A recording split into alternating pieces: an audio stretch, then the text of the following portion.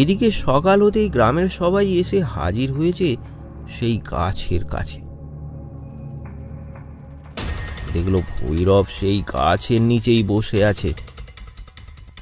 গ্রামবাসীদের দেখে ভৈরব তাদের কাছে গেল।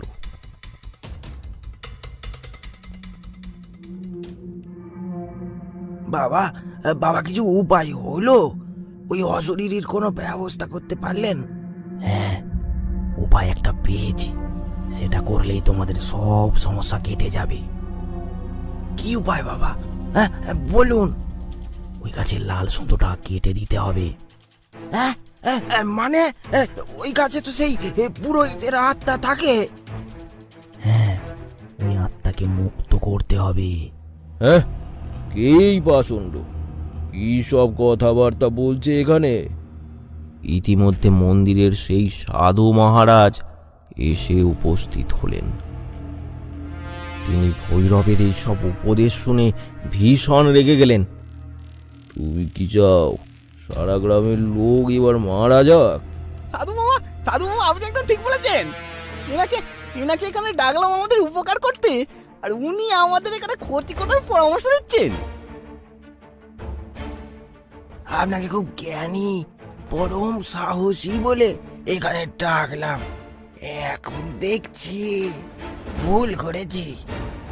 আপনি সারা গ্রামটাই শেষ করে দেবেন। আপনার পরামর্শ আপনার চুলিতে ভরে এখান থেকে কেটে পড়ুন তা।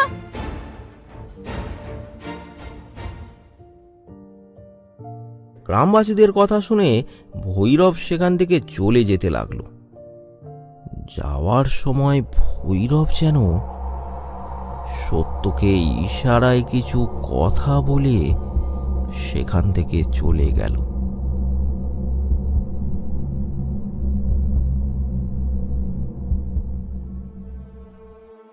সাধু মহারাজ, আপনি আবার ঠিক সময় মতো এসে আমাদের গ্রামটাকে বাঁচালেন। মা আমাকে সঠিক সময়ে সঠিক জায়গায় পৌঁছে দেন। জয় মা তারা। কিন্তু বাবা, এখন শ্যামলের ছেলের কি হবে? ওকে কি রক্ষা করার কোনো উপায় নেই? দেখো, সবই নিয়তি। শ্যামলের ছেলে এখন নিয়তির ফাঁদে পড়ে গেছে। এখন এটাই মেনে নিতে হবে। আমি নিরুপায়।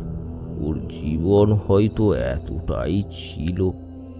একটা কাজ করো, ওকে তোমরা রাতে আর ধরে রেখো না, তাতেও খুব কষ্ট পায়। আর কতদিনই বা তোমরা ওকে এইভাবে ধরে রাখবে? তাতে হয়তো ধীরে ধীরে গ্রামের ওপর কোনো বিপদ ঘনিয়ে আসবে। যাও, এখন বাড়ি যাও, ঠান্ডা মাথায় ভাবো, আর আজই এটার শেষ করো। আমি আসি।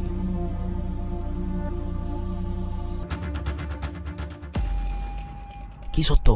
কি ব্যাপার? বাবা, আপনার কথায় আমি ওখানে দাঁড়িয়ে সব শুনলাম। আজ রাতে ওই বাচ্চাটাকে ওরা ছেড়ে দেবে তার ভাগ্যের হাতে। এখন কি হবে বাবা? আপনি কিছু একটা করুন বাবা, কিছু একটা করুন। চিন্তা করো না সত্য। আজ ওর ভাগ্য নতুন করে লেখা হবে।